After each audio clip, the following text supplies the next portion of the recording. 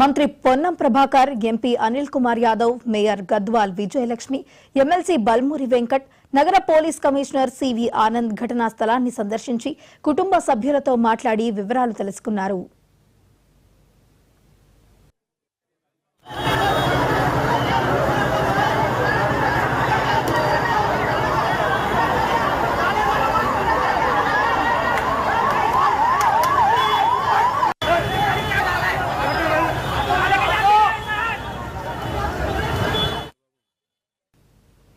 ఈ ప్రమాద ఘటనపై పలువురు ప్రముఖులు తీవ్ర దిగ్భ్రాంతి వ్యక్తం చేస్తున్నట్టు తెలుస్తోంది. ప్రధాని మంత్రి నరేంద్ర మోదీ, తెలుగు రాష్ట్రాల ముఖ్యమంత్రులు రేవంత్ రెడ్డి, అలాగే నారా చంద్రబాబు నాయుడు కూడా తీవ్ర దిగ్భ్రాంతిని వ్యక్తం చేయడం జరిగింది. ఇక ఇదే అంశానికి సంబంధించి మరింత సమాచారాన్ని మా ప్రతినిధి రామ్ నరేష్ అందిస్తారు. రామ్ నరేష్, చెప్పండి.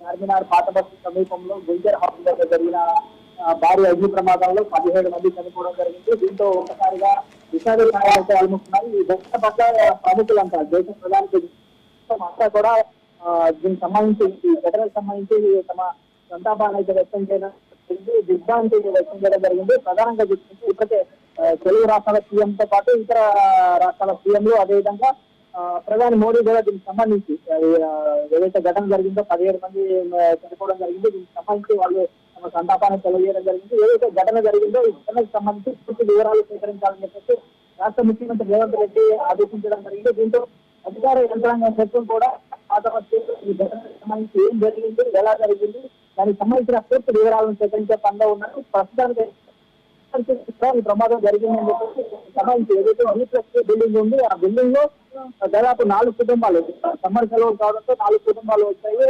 తెల్లవారుజామున 6 గంటల ప్రాంతంలో ఒక్కసారిగా షార్ట్ సర్క్యూట్ జరిగి ప్రమాదం జరిగింది. ఒకసారిగా మంటలు ఎదుగుపడడంతో వాళ్ళు బయటకు వచ్చేందుకు మార్గం లేకపోవడం, కేవలం అక్కడ ఉన్నది ఒకటే మార్గం, అది కూడా కేవలం చిన్న మార్గం, 6 అడుగుల మార్గం మాత్రమే ఉండటంతో లోపల నుంచి అగ్నికులలో ఎదుగుపడడంతో వాళ్ళు బయటకు వచ్చే పరిస్థితి లేకపోవడంతో ఆహాకారాలు ఇచ్చారు. స్థానికులు వారిని కాపాడే ప్రయత్నం చేసినప్పటికీ అది పూర్తిగా సఫలం కాలేదు.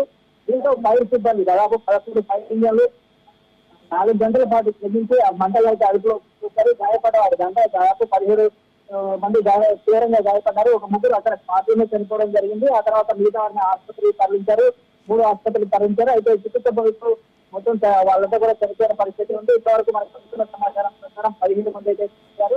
దానికి సంబంధించి పోస్ట్ మార్టం కార్యక్రమాలు కూడా చేసిన పరిస్థితి ఉంది. మరోవైపు ఈ ఘటన ఏం జరిగింది, ఎలా జరిగింది, దీనికి సంబంధించిన పూర్తి వివరాలను సేకరించే పనిలో పోలీస్ డిపార్ట్మెంట్, అదేవిధంగా ఫైర్ డిపార్ట్మెంట్ అయితే లోపల పూర్తి స్థాయిలో అన్వేషణ చేసిన పరిస్థితి ఉంది. క్రితం ఫైర్ డీజీ మాట్లాడుతూ కూడా షార్ట్ సర్క్యూట్ ప్రమాదంగా ఇది జరిగిందని చెప్పడం జరిగింది. ఇలాంటి ఘటనలు జరిగినప్పుడు ఆల్టర్నేట్ దారులు లేకపోవడం, అదేవిధంగా ఫైర్ అలారం, అదేవిధంగా ఫైర్ సేఫ్టీ టూల్స్ లేకపోవడంతోనే ప్రమాద తీవ్రత పెరిగింది. ప్లస్ ఇంకోటి బిల్డింగ్ ఏదైతే ఉందో ఓల్డ్ బిల్డింగ్, ఆల్టర్నేట్ దారి లేదు, లోపల నుంచి బయటకు రావడానికి కేవలం ఒక షట్టర్, అదే 6 అడుగుల షట్టర్, అందువల్ల వాళ్ళు బయటకు రాలేకపోవడం, అదేవిధంగా అదే సమయంలో పొగ ఎక్కువగా వ్యాపించి వాళ్ళు ఊపిరాడక అక్కడ పడిపోవడంతో ప్రమాద తీవ్రత పెరిగిందని చెప్పి పరిస్థితి ఉంది. మొత్తంగా చూసుకుంటే ఉదయం నుంచి కూడా ఇక్కడ కేంద్ర మంత్రి కిషన్ రెడ్డి రావడం జరిగింది. అదేవిధంగా మంత్రి పొన్నం ప్రభాకర్, అదేవిధంగా తలసాని శ్రీనివాస్ యాదవ్, మాజీ మంత్రి తలసాని శ్రీనివాస్ యాదవ్, మేయర్ విజయలక్ష్మి, అదేవిధంగా డిపార్ట్మెంట్ అధికారులంతా కూడా ఇక్కడ రావడం జరిగింది. వచ్చే ఎంపీ అసదుద్దీన్ ఓవైసీ కూడా ఇక్కడ రావడం జరిగింది. ప్రమాదం అనేది చాలా ఇక్కడ ఈ కుటుంబం ఏదైతే కృష్ణాపరావు సంబంధించిన కుటుంబం ఉన్నారో వీళ్ళు చాలా వేల నుంచి ఇక్కడ ఉంటున్నారు. అలాంటి కుటుంబానికి ఇలాంటి ఘటన జరగడం అనేది చాలా బాధాకరం అని చెప్పేసి వాళ్ళంతా చెప్తున్న పరిస్థితి అయితే ఉంది. మొత్తంగా చెప్తుంటే ఈ ఘటనకు సంబంధించి కొంత అంటే నిర్లక్ష్యం అనేది క్లియర్ గా కనపడుతుంది. ఈ గతంలో కూడా ఇలాంటి ఘటనలు జరిగాయని చెప్పేసి, అంటే ఏదైతే ఫైర్ డిపార్ట్మెంట్ కి సంబంధించిన వాళ్ళు ఎంక్వైరీ చేసినప్పుడు షార్ట్ సర్క్యూట్ ఘటనలు గతంలో కూడా జరిగాయని చెప్పేసి ఒక సమాచారం ఎత్తుకోవడం జరిగింది. ఆ నేపథ్యంలోనే వాళ్ళు దీనికి సంబంధించి షార్ట్ సర్క్యూట్ వల్ల ప్రమాదం జరిగిందని చెప్పేసి ఒక కన్క్లూజన్ అయితే రావడం జరిగింది.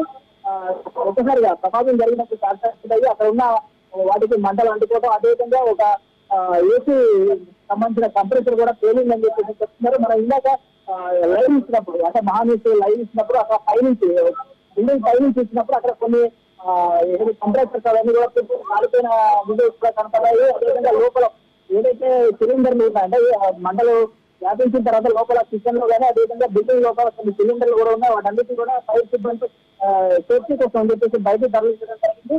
దీనికి సంబంధించి ఇప్పటికే ప్రభుత్వం దీనికి సంబంధించి డీటెయిల్ ఎంక్వైరీ చేయాలని చెప్పి సాధించిన ఆదేశించడంతో పోలీసులు అదేవిధంగా ఫైర్ సేఫ్టీకి సంబంధించిన అధికారులతో దీనిపై విచారణ కూడా నిర్వహిస్తున్న పరిస్థితి ఉంది. మరోవైపు ఉస్మానియా ఆసుపత్రి వద్ద కొద్దిసేపటితో కొంత ఉద్దేశ వాతావరణం అయితే నెలకొంది. ఎందుకంటే ఒకే కుటుంబానికి సంబంధించిన రిలేటివ్స్ దాదాపు 4 కుటుంబాలకు సంబంధించిన వారంతా చనిపోవడంతో ఘటన జరిగిన వెంటనే ఫైర్ సిబ్బంది రాలేదు అని చెప్పేసి వాళ్ళు కొంత ఆవేదన వ్యక్తం చేసిన పరిస్థితి ఉంది. ఈ ఘటనకు సంబంధించి అంటే ఫైర్ సిబ్బంది సకాలంలో వచ్చామని చెప్తున్నారు, ప్రభుత్వం కూడా అదే చెప్తుంది. కాకపోతే ఆ కుటుంబ సభ్యులంతా దాదాపు పెద్ద సంఖ్యలో వాళ్ళ కుటుంబ సభ్యులను కోల్పోవడంతో వారంతా కూడా ఆందోళన ఆవేదన వ్యక్తం చేసిన పరిస్థితి ఉంది. వాళ్ళకి సంబంధించి అంటే హాస్పిటల్ ఉస్మానియా హాస్పిటల్ దగ్గర వాళ్ళంతా కూడా మంత్రులు నిలదీసిన పరిస్థితి ఉంది. అనిల్ కుమార్ యాదవ్ తో వచ్చి వాళ్ళు వాగ్వేయడం కూడా జరిగింది. మొత్తంగా చూసుకుంటే ఇప్పటికే డిప్యూటీ సీఎం గానీ అదేవిధంగా హెల్త్ మినిస్టర్ అదేవిధంగా రవాణా శాఖ మంత్రి వాళ్ళంతా కూడా ఉస్మానియా హాస్పిటల్ ఉండి పోస్ట్ మార్టం కార్యక్రమాలు అంటే ఎవరైతే చనిపోయారో వాళ్ళకి సంబంధించిన పోస్ట్ మార్టం కార్యక్రమాలు త్వరగా నిర్వహించాలని చెప్పేసి పోస్ట్ మార్టం అనంతరం వాళ్ళకి కుటుంబ సభ్యులకు డెడ్ బాడీ మృతదేహాలను అప్పగించి ఆ కార్యక్రమాలు చేస్తున్నారు. దీనికి సంబంధించి అలాంటి అవాంఛనీయ సంఘటనలు లేకుండా బందోబస్తు ఏర్పాటు చేయడం జరిగింది.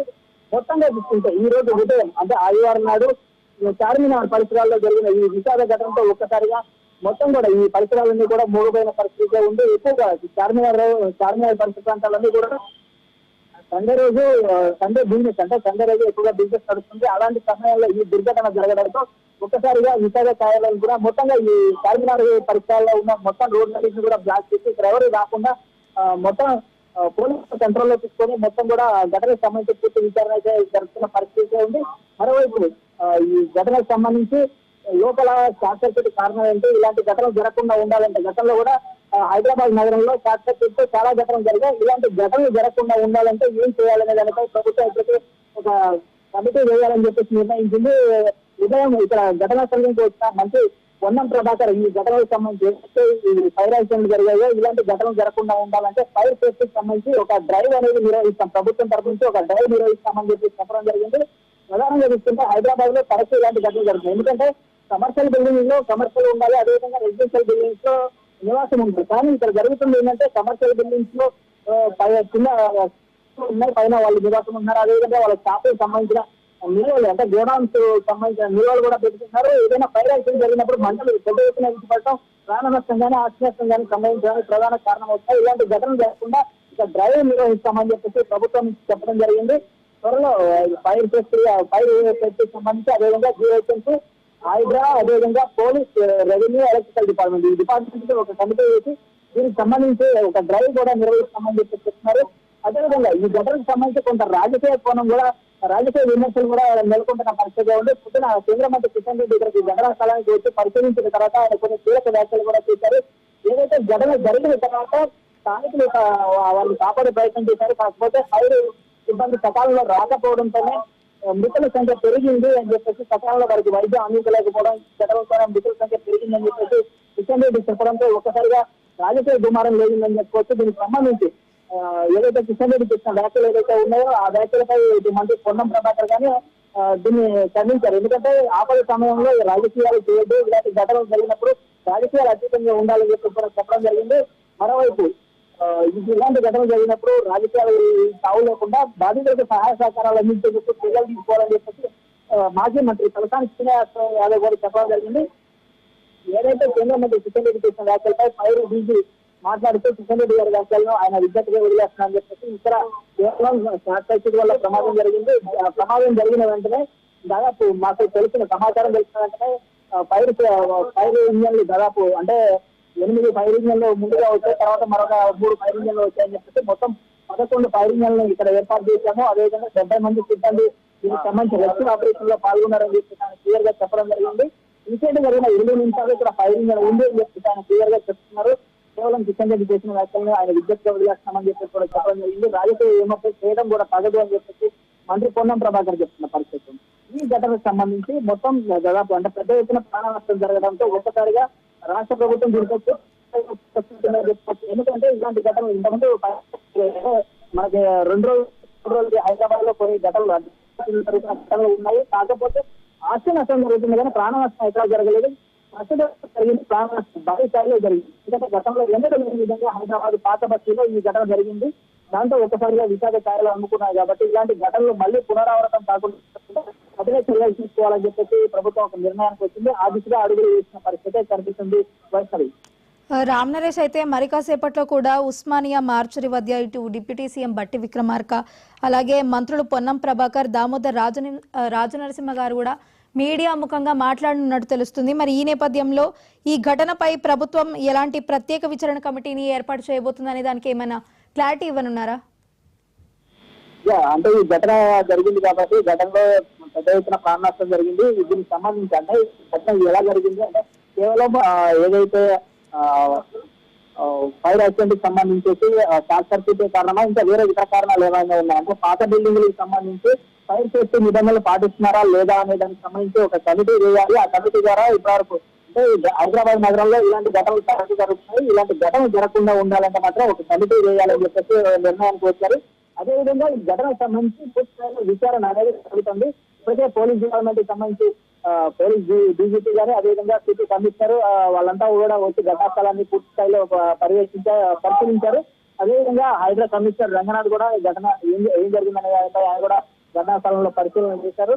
అదేవిధంగా ఫైర్ డిపార్ట్మెంట్ ఇచ్చిన ఆధారాలను బేస్ చేసుకుని పోలీస్ డిపార్ట్మెంట్ దీనిపై పూర్తి విచారణ అయితే కొనసాగిస్తుంది. ఎందుకంటే ఈ చిన్న అంటే చూడటానికి బయట దేని కనిపించకపోయినా లోపల ప్రమాద తీవ్రత చాలా ఎక్కువగా ఉంది. అంటే ప్రమాదం జరిగినప్పుడు వాళ్ళకి ఆల్టర్నేట్ సోర్సెస్ అంటే దారి బయటికి రావడానికి దారి లేకపోవడంతో ఇంత పెద్ద ఎత్తున ప్రాణ నష్టం అనేది జరిగింది. ఇలాంటి బిల్డింగ్స్ ఏమేమి ఉన్నాయి అంటే హైదరాబాద్ నగరంలో అంటే జిహెచ్ఎంసీ పరిధిలో కానీ అదేవిధంగా బహరియా పరిధిలో ఇలాంటి బిల్డింగ్స్ ఎన్ని ఉన్నాయి, వీటికి సంబంధించిన పూర్తి తయారు చేయాలని చెప్పి జిహెచ్ఎంసీ అధికారులను కూడా ఆదేశించిన పరిస్థితి ఉంది. మరోవైపు ఉస్మానియా ఆసుపత్రి వద్ద ఇప్పటికే డిప్యూటీ సీఎం బట్టి విక్రమార్క అదేవిధంగా హెల్త్ మినిస్టర్ దామోదర రాజనరసింహ అదేవిధంగా మంత్రి పొన్నం ప్రభాకర్ వీళ్ళంతా కూడా అక్కడ మార్చురి దగ్గర బాధ్యతలకు సంబంధించిన కుటుంబ సభ్యులను పరామర్శించిన పరిస్థితి. మరికొద్ది సేపట్లో వాళ్ళు అక్కడి నుంచి మాట్లాడే అవకాశం ఉంది. ఘటనకు సంబంధించి పూర్తిపై విచారణ చేస్తుందని చెప్పేసి ప్రభుత్వం ప్రకటించింది. దీనికి సంబంధించి కమిటీ వేస్తారా లేకపోతే ఇంకా ఎవరికి దీనికి సంబంధించి విధి విధానాలన్నింటినీ కూడా కొద్దిసేపట్లో డిప్యూటీ సీఎం అయితే ప్రకటించే అవకాశం ఉంది. మరోవైపు ఈ ఘటనకు సంబంధించి ఏం జరిగింది అనే దానిపై ఇప్పటికే పోలీసులు ఒక కన్క్లూజన్ కూడా వచ్చారు. అదేవిధంగా ఫైర్ డీజీ పోలీసులు చెప్పిన దాని ప్రకారం ఒక కన్క్లూజన్ అయితే వచ్చారు. దానికి సంబంధించిన వివరాలను ఒక నివేదిక రూపంలో ప్రభుత్వానికి అందజేస్తారు. ఆ నివేదిక వచ్చిన తర్వాత ప్రభుత్వం దీనిపై స్పందించే అవకాశాలు అయితే ఉన్నాయి. రామ్ నరేష్, అయితే ఈ అగ్ని ప్రమాదంపై అవగాహన పెంచేందుకు ఇటు ప్రభుత్వం నుంచి ప్రజల్లో ఎట్లాంటి ప్రచార కార్యక్రమాలు నిర్వహించనున్నట్టు తెలుస్తుంది?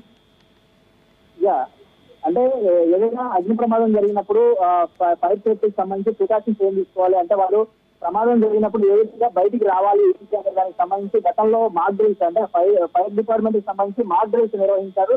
స్కూల్స్ కానీ కాలేజెస్ కానీ అదేవిధంగా వ్యాపార సముదాయాలకు సంబంధించిన వాళ్ళతో కొన్ని అవగాహన కార్యక్రమాలు ఏర్పాటు చేశారు. కానీ ఇవన్నీ మొక్కుబడిగా సాగుతున్నాయనే విమర్శలు అయితే ఎక్కువగా ఏర్పడుతున్నాయి. ఎందుకంటే వీటిపై పూర్తి స్థాయిలో అవగాహన లేకపోవడం ఒకటి, ప్రధానంగా చూసుకుంటే ఏదైతే ఈ ఫైర్ యాక్సిడెంట్ జరుగుతున్న వాటిలో ప్రధానంగా మనకి ఇన్సిడెంట్ జరిగిన వాటిలో ప్రధాన కారణాలు షార్ట్ సర్క్యూట్ అనేది ఎక్కువగా అనిపిస్తుంది.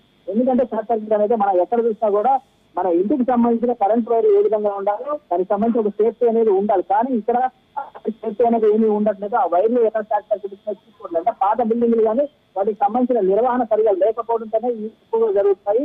అంటే మనకి వోల్టేజ్ ఎక్కువ అంటే ఎంత వోల్టేజ్ ఉండాలి, దానికి సంబంధించి ఇంట్లో ఎంత యూనిట్ కాలుస్తున్నాం అనేది క్రైటీరియా ఉంటుంది. ఆ క్రైటీరియా దాటి అంటే యూనిట్ కన్నా ఎక్కువగా వాడటం వల్ల ఏమవుతుందంటే మీటర్ మీద ప్రెజర్ పడుతుంది. అక్కడ షార్ట్ సర్క్యూట్ జరిగి ఆ తర్వాత ప్రమాదం జరుగుతున్న పరిస్థితులు ఎక్కువగా కనిపిస్తాయి. ఇప్పటివరకు హైదరాబాద్ లో జరిగిన ప్రమాదాలు అన్నింటిలో కూడా ఎక్కువగా షార్ట్ సర్క్యూట్ ప్రమాదాలు ఎక్కువగా జరుగుతున్నాయి. ఇలాంటి ప్రమాదాలు జరగకుండా ఉండాలి అంటే ఎలాంటి ప్రికాషన్స్ తీసుకోవాలని చెప్పేసి ఫైర్ డిపార్ట్మెంట్ కొన్ని ప్రికాషన్స్ వాళ్ళకి సంబంధించిన నామ్స్ అన్నింటి కూడా చెప్పింది. కానీ ప్రజల్లో పూర్తి అవగాహన లేకపోవడం, వాళ్ళు చెప్పిన నామ్స్ ని పాటించకపోవడం, తర్వాత బిల్డింగ్ కన్స్ట్రక్షన్ సమయంలో కానీ అదేవిధంగా పర్మిషన్స్ ఇచ్చేటప్పుడు కొన్ని నామ్స్ ఉంటాయి. కానీ ఆ నామ్స్ ఎక్కడ పాటించట్లేదు. కేవలం మొక్కుబడిగా పర్మిషన్లు ఇస్తున్నారు. ఆ పర్మిషన్ ఇచ్చిన తర్వాత వాటికి సంబంధించి ఫైర్ ఇంజిన్ ఏదైనా ఫైర్ అగ్ని ప్రమాదం జరిగినప్పుడు ఫైర్ ఇంజిన్ లోపలికి వెళ్లే పరిస్థితులు కూడా లేని బిల్డింగ్స్ చాలా ఉన్నాయి. వీటికి సంబంధించి ఇప్పటికైనా ప్రభుత్వం ఒక నిర్దిష్ట కఠినమైన నిర్ణయాలు తీసుకొని ముందుకు వెళ్తేనే ఇలాంటి ప్రమాదాలు జరగకుండా ఉంటాయని చెప్పేసి చెప్తున్నారు. కేవలం ఈ ఘటన జరిగినప్పుడు హడావుడి చేయడం, ఆ తర్వాత కొద్ది రోజులకి మళ్ళీ దీనిపై మర్చిపోవడం జరుగుతుంది. మళ్ళీ ఏదైనా ఘటన జరిగినప్పుడు మళ్ళీ హడావుడి చేయడం ఇది కామన్ గా జరుగుతుంది. ఇలాంటి ఘటనలు జరగకుండా ఉండాలంటే ఇప్పటికైనా ప్రభుత్వం కఠిన చర్యలు తీసుకోవాలి. ఒక నిర్దిష్టమైన ప్రణాళికతో ముందుకు వెళ్తేనే దీనికి ముందుగా అంటే ప్రమాదాలు జరగకుండా ఉంటాయి. ఇంకా ఎత్తైన ప్రాణ నష్టం జరిగింది కాబట్టి ఇలాంటి ఘటనలు పునరావృతం కాకుండా ఉండాలంటే ఇచ్చిన ప్రభుత్వం కొన్ని కఠిన నియమాలు అంటే ఏదైతే పాత బిల్డింగ్లు కానీ అదేవిధంగా ఫైర్ అంటే విద్యుత్ పరికరాలు సరిగా లేని వాటన్నిటి కూడా మారితే దానికి సంబంధించిన ప్రికాషన్స్ అన్ని తీసుకునే విధంగా ప్రభుత్వం చర్యలు తీసుకోవాలని చెప్పేసి కోరుతున్న పరిస్థితి ఉంది. జనం కోరుతున్న పరిస్థితి ఉంది. ప్రధానంగా చూస్తుంటే పాత బస్సులో చాలా బిల్డింగ్లు అంటే బిల్డింగ్ మధ్య గ్యాప్ ఉండకపోవడం, అదేవిధంగా లోపలికి వెళ్ళాలంటే కేవలం ఒక 2 ఫీట్ స్టెప్స్ మాత్రమే ఉంటాయి. దానికి ఆల్టర్నేటివ్ స్టెప్స్ కానీ మార్గాలు కానీ ఏమీ లేకపోవడంతో ప్రమాద తీవ్రత ఎక్కువగా ఉంది. ఇలాంటి గతంలోనే అంటే కొద్ది రోజుల క్రితమే ఇక్కడ చార్మినార్ పరిసర ప్రాంతాల్లో దాదాపు 2 ఫైర్ యాక్సిడెంట్ జరిగిన పెద్ద ఎత్తున ఆస్తి నష్టం జరిగింది. ప్రాణ నష్టం జరిగినప్పటికీ ఆస్తి నష్టం జరిగింది. ఇలాంటి ఘటనలు జరగకుండా ఉండాలంటే ఇకనైనా ఈ బిల్డింగ్స్ కి సంబంధించి పూర్తి స్థాయిలో ప్రభుత్వం ఒక డ్రైవ్ అనేది కంప్లీట్ గా డ్రైవ్ నిర్వహించి ఏదైతే గోడౌన్స్ కానీ అదేవిధంగా నివాస స్థలాలు ఉన్నాయో వాటిలో అన్ని ప్రికాషన్స్ కరెక్ట్ గా ఉన్నాయి. ఫైర్ సేఫ్టీకి సంబంధించిన ప్రికాషన్స్ అన్ని పాటిస్తారా లేదా, అదేవిధంగా విద్యుత్ వైర్లకు సంబంధించి షార్ట్ సర్క్యూట్ జరిగే అవకాశాలు ఏమైనా ఉంటే వాటిని ముందుగా వాటిని నివారించేందుకు ఏం తీసుకోవాలనే దానికి సంబంధించి నిర్దిష్టమైన ప్రణాళిక ప్రకారం వాళ్ళంతా కూడా ఫైర్ సేఫ్టీ ఏదైతే చెప్తుందో వాళ్ళ నిబంధనలన్నీ పాటించాలని చెప్పేసి ఫైర్ డిపార్ట్మెంట్ సంబంధించిన అధికారులు చెప్తున్నారు. మరోవైపు ఇలాంటి ఘటనలు జరగకుండా ఉండాలంటే కంప్లీట్ గా అంటే కమర్షియల్ బిల్డింగ్స్ లో ఎలాంటి రెసిడెన్షియల్ బిల్డింగ్ అంటే నివాసం ఉండకూడదు. అదేవిధంగా గోడౌన్స్ అంటే ఏదైతే కమర్షియల్ బిల్డింగ్స్ ఉంటాయో వాటిలో కొన్ని గోడౌన్స్ అనధికారికంగా ఇస్తున్నారు. వాటి వల్ల కూడా ప్రమాదాలు ఎక్కువగా ప్రమాద తీవ్రత జరిగినప్పుడు వాటిని కంట్రోల్ చేసే పరిస్థితి కూడా ఉండట్లేదు. కాబట్టి ఇలాంటి వాటిని కంట్రోల్ చేయాలంటే ఇంకా ముందు ప్రభుత్వం కొన్ని కఠిన నియమాలు పెట్టాలని చెప్పి చెప్తున్నారు. మరోవైపు ఫైర్ డిపార్ట్మెంట్ కి సంబంధించి ఏదైతే ఇప్పుడు ఉన్న యంత్రాలు ఉన్నాయో వాటిలో కొంత అప్డేట్ చేయాల్సిన అవసరం ఉంది. ఎందుకంటే కొన్ని రోబోటిక్ యంత్రాలు తీసుకొచ్చి మొన్న ఒక ఫైర్ యాక్సిడెంట్ జరిగినప్పుడు రోబోటిక్ యంత్రం ద్వారా పరిస్థితి ఉంది. అలాంటి యంత్రాలు ఇంకా పెద్ద స్థాయిలో వస్తే ఇలాంటి ఇరుకు బిల్డింగ్ లో ప్రమాదం జరిగినప్పుడు వాటిని పంపించి వాటి ద్వారా ప్రమాద తీవ్రతను తగ్గించే అవకాశాలు అయితే ఉంటాయి. వీటిపై ప్రభుత్వం దృష్టి సారించాలని చెప్పేసి కూడా స్థానికులు కోరుతున్న పరిస్థితి ఉంది. Right, thank you Ram Naresh.